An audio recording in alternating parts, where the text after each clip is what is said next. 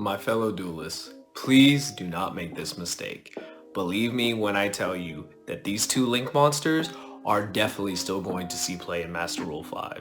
What's going on, you guys? Slim here to talk about more Master Rule 5, because man, that's going to be the hot topic for a really long time leading up till April 1st of next year. And it's not surprising that a ton of my fellow colleagues have been, making amazing videos about all the decks that are coming back with Master Rule 5, the decks that got hurt by Master Rule 5, the strategies that are being rebirthed, everything. We're going to have our own video coming soon with your guys' input. Shout out to you guys for that. It's going to be an amazing video. I can't wait to, talk about that with you guys. But today, I'm talking about something that, was brought to my attention by actually a lot of you and by people, on Reddit, people on, Facebook. I've seen all these posts about how a lot of you think that links are going to become obsolete and just not going to be played, and that couldn't be further from the truth.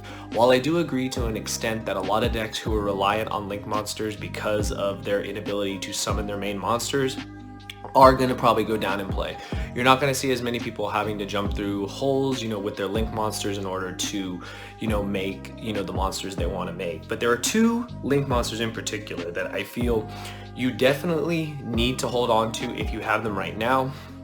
They are staples in this format, and I feel that even in the upcoming formats, I feel that they're not going to be affected by the ban list, meaning they're not going to be banned. I think these two cards are not going to be banned. However, I feel that they are staples that, as link monsters go, there you should definitely keep. And the first one is without a doubt Borrelsword Dragon.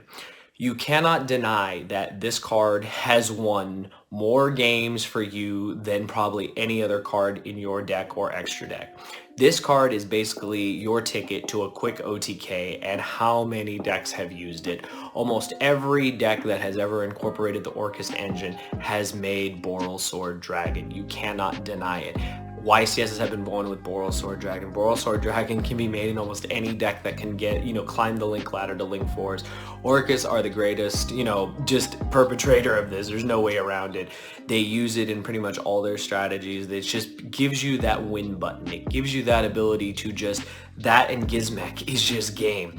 Borrelsword and a monster, 2000 or more, it's game. It's just always game. And that's the thing, is that you don't ever want to take away your ability to have like an auto win. And that's something that I think a lot of you will see, is that okay, all these decks are coming back, DDD is going to make a comeback, Paleo are going to make a comeback. All these decks are going to make a comeback. But notice something about these decks that are going to be played, again in, their full capacity come Master Rule 5. Granted, the ban list doesn't completely nullify these decks. I feel, again, they're not going to nullify these two cards I'm talking about. First being Borrelsword. I do not see Borrelsword getting banned at all. I don't see that happening in any shape or form. I feel that the card does take, several steps to get to, and you can be interrupted on your way towards a Borrelsword. So that's my reason why I don't think that card will ever be hit. But back on the topic, I feel that these decks are going to need to utilize this card still, because you're going to be able to spam the board more than you ever have before. These decks that want to spam the board and put out all these extra monsters are going to have the ability to do that. But in the same sense, how easy would it be to turn a couple of those monsters into a Borrelsword, have your extra monster, and just guarantee game? What if you've baited everything with your rank 4s or your fusions or whatever, and you have the ability to step into a Borrelsword and guarantee game against your opponent? Would you not do it? You definitely would do it. And that's the thing, is that you need to remember that you're still going to be making Borrelsword in this upcoming format, down the line in April of next year. And I feel that that's one of the main link monsters you guys should definitely not be getting rid of. You guys should pick it up. The card has been reprinted. The card is very cheap. Like, even the originals are cheap. Like, you should definitely be picking up Borrelsword Dragon, and if you have it, you should be holding on to it. Do not get rid of these link monsters. I could say this for a lot of link monsters. Don't get rid of them just because you think they're going to be not, made as much, or they're not going to have room in the extra deck. I feel when it comes to the extra deck, if you are going to be playing links, Borrelsword Dragon and also the other card we're going to talk about are definitely going to be staples that you need in your extra deck. There's no denying it. Almost every deck will have the ability to make Borrelsword Dragon, so you need to account for it. The card also helps you out certain cards. Like, if your opponent is still making the BLS link, depending on what their deck is, it gives you an out to it. it's amazing. Borrelsword can out a lot of cards, and I think that it's very important that you guys hold on to it, especially as a Link 4s go. I feel it's definitely one of the best and probably one of the most powerful links we've ever had in the game. You know, of course, it's no Firewall Dragon, but this card literally does make game possible for almost every deck, and I feel that you definitely want to include it in your extra deck, even going forward with Master Rule 5. And the second card, it's Apollousa. This card is nice. This card is really nice. Now, I know, first things first, I know the price tag is kind of high. I don't know, like, I know if you're getting Prismatic, I mean, more power to you. I didn't get a Prismatic. I just have a regular Secret Rare, and, you know, it still gets the job done. Like, I'm going to tell you right now, well, we've talked about a rarity on this channel. A common is still going to play the same as a Secret does, and in this sense, especially being in your extra deck, a Prismatic and a Secret, they're going to play the same. They're going to, you know, do the same thing for you. So that's neither here nor there. But one thing I can tell you is that Apollousa's ability to help you negate monster effects once per chain is so important, and the card has become almost a staple in most decks. I mean, Salamangreat are playing it, Thunder Dragons are playing it, Orcus are playing it, so many decks are playing it, the Wombo combo decks are playing it because it plays around Nibiru. Now that, I think, right there is the most important statement. Apollousa plays around Nibiru, and I can tell you right now, Nibiru is going to see an increase in play because of this new Master Rule 5, because you're going to be able to just spam the board with so many more monsters than you could before. And, you know, Nibiru just cucks that whole strategy. We said it in the previous video, and I'm saying it again. Do not doubt that Nibiru will still be played in some shape or form, and it's very important that you have cards that allow you to play around Nibiru. Now, I know people have talked about certain decks that can make Crystal Wing, certain decks that can negate monster effects, but I'm telling you right now, if your deck can still make an Apollousa and then continue your plays, there's no reason not to. I think the card is extremely strong, and yes, again, I know it is a semi-expensive card, but it is a card, again, if you guys have seen my investment videos when it comes to, you know, certain cards and why I invest in them and when I feel they're worth investing, you guys will know that, you know, this card is very important as well. I think that people are really just undermining links, especially with this new rule. But remember one more thing, and this is one more thing that you can take away from this video, is that right now we haven't even entered 2020. We're not even in January yet. You should have both of these cards already, or be working on getting both of these cards. Borrelsword, I think you should definitely have. Apollousa, I can understand if you don't have it yet, but definitely consider adding it to your collection. You're going to need it for these upcoming events. We still have YCSs. We have the 3v3 in Vegas in February.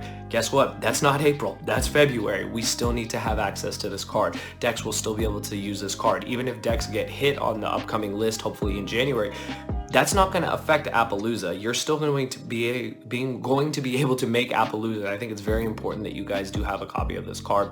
Its ability to play through Nibiru, its ability to just negate monster effects and guarantee you game is insane. The fact that you can make it in the later grind game to just solidify a win is so important, and I think that definitely warrants its, you know, place in the format, and will continue to, you know, warrant its place in the format. And I feel that these two cards, Apollousa and Borrelsword Dragon, are the two most important link monsters that you can hold on to and play during Master Rule 5.